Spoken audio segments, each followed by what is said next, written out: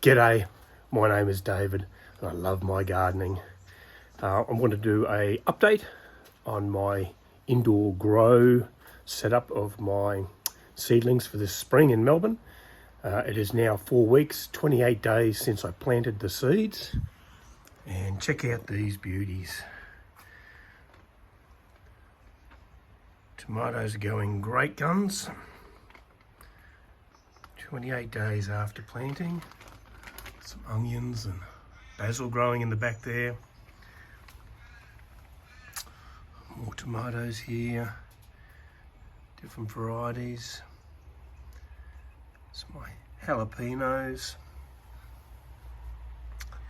Come down and three different types of cucumbers, watermelons and beans. The beans are growing up the back and into the next row above. So it's important. It's still too early here in Melbourne for me. I'm not happy yet to be planting my tomatoes out.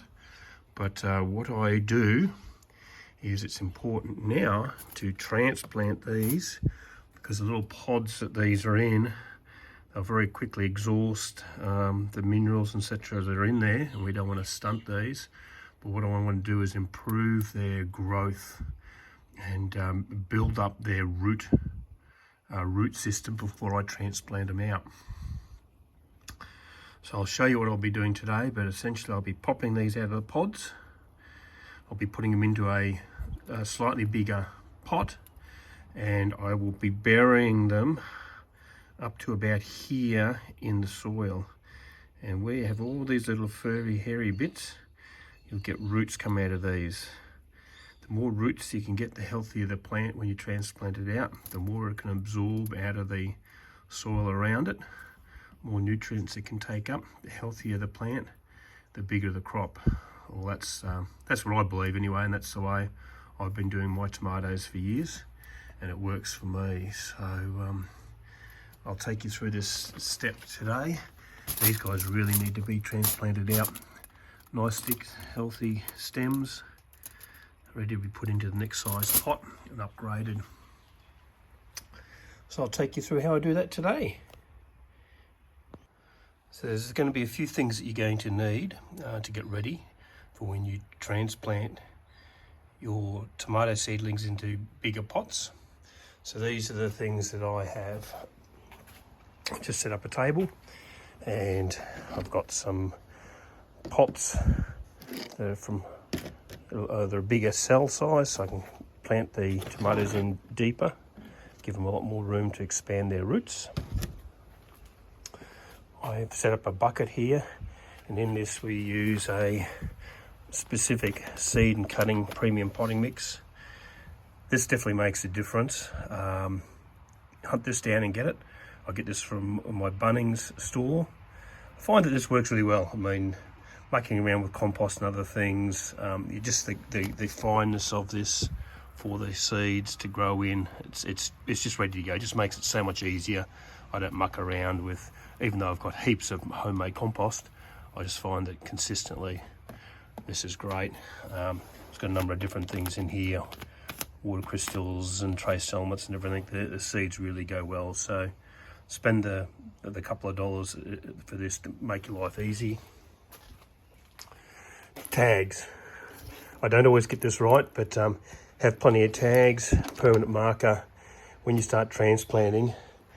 As you can imagine here, we've got a whole tray of the same type of tomatoes. When you go into bigger pots, you're starting to split them up into smaller pots, bigger pots, but smaller pods. So it's really easy to lose track of what the varieties are. So have plenty of tags and a pen ready so that you mark every pod and you know what plants you've got, where you're going.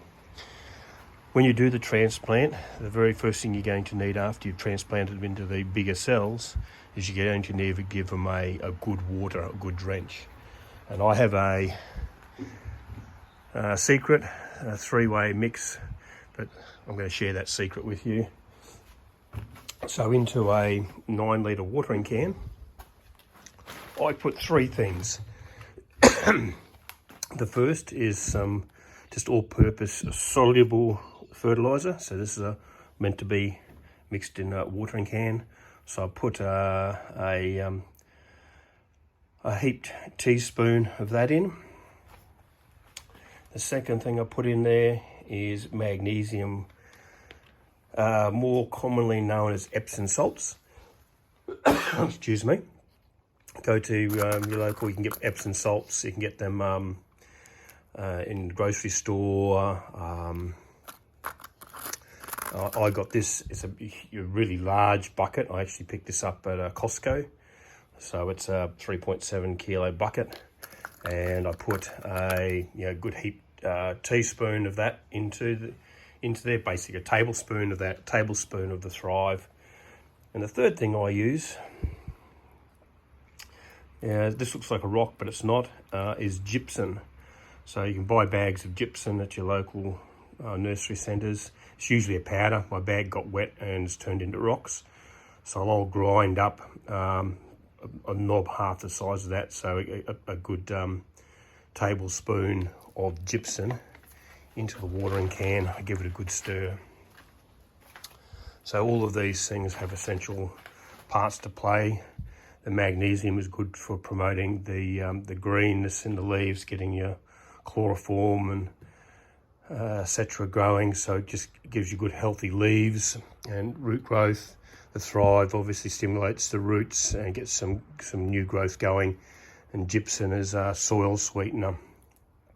And plants like tomatoes, jalapenos, capsicums, beans all love gypsum. So this three-way mix, and at this stage when I've got the plants to this size, that's basically what I use to water these guys with twice a week.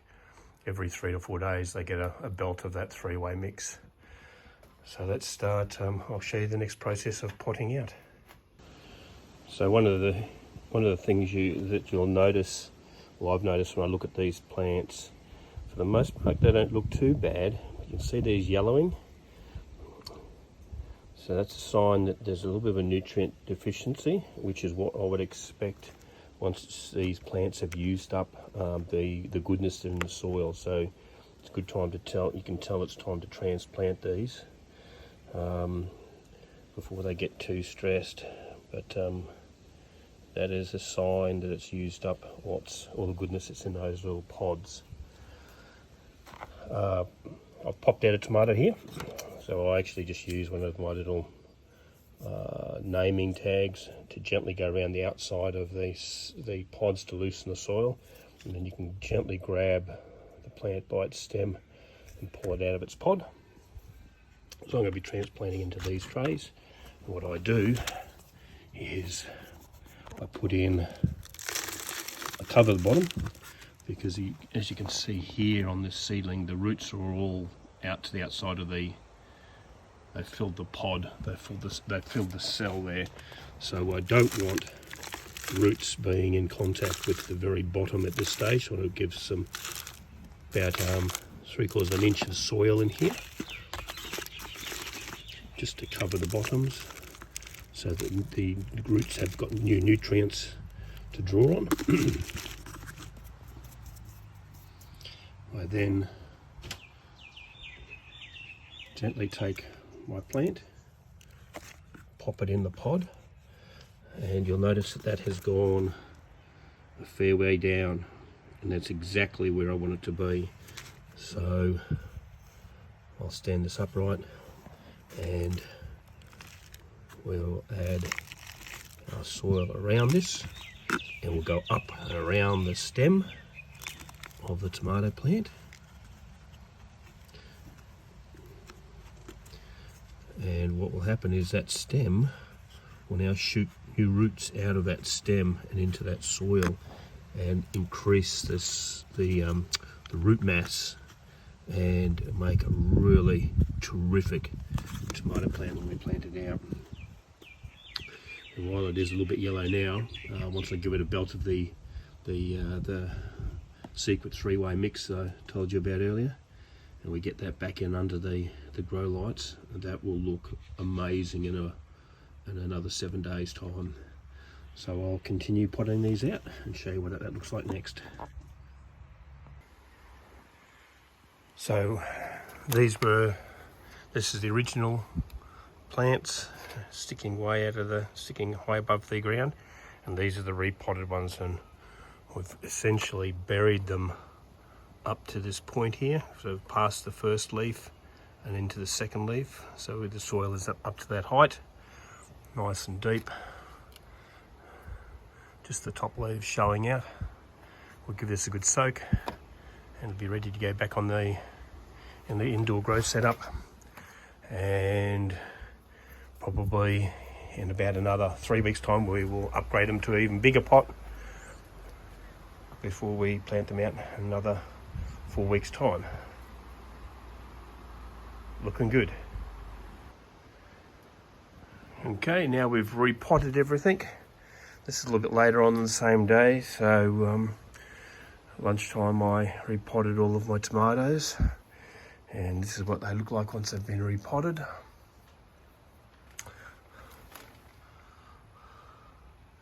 So I've buried them right up to the tops.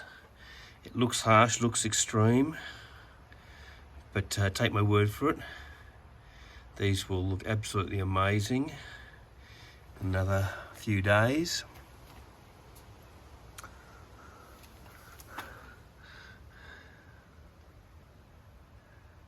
And the secret three-way mix, get onto it. I quite often see tomatoes that are started off inside that because they don't have the natural light, and because the plants use up all the nutrients in their little pods, little cells really quickly, the leaves will turn yellow and they look a little bit anemic. They don't look too healthy. So the secret to that is Epsom salts.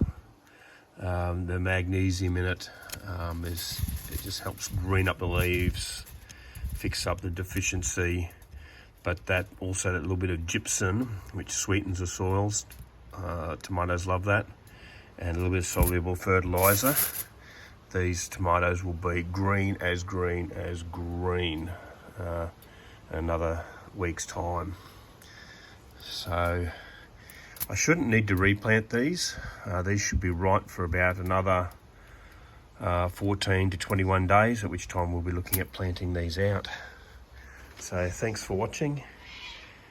This is 28 days, 4 weeks after planting seeds, my little indoor grow setup. Thanks for watching. Give us a like and a thumbs up, and please share and ask any questions. Thank you.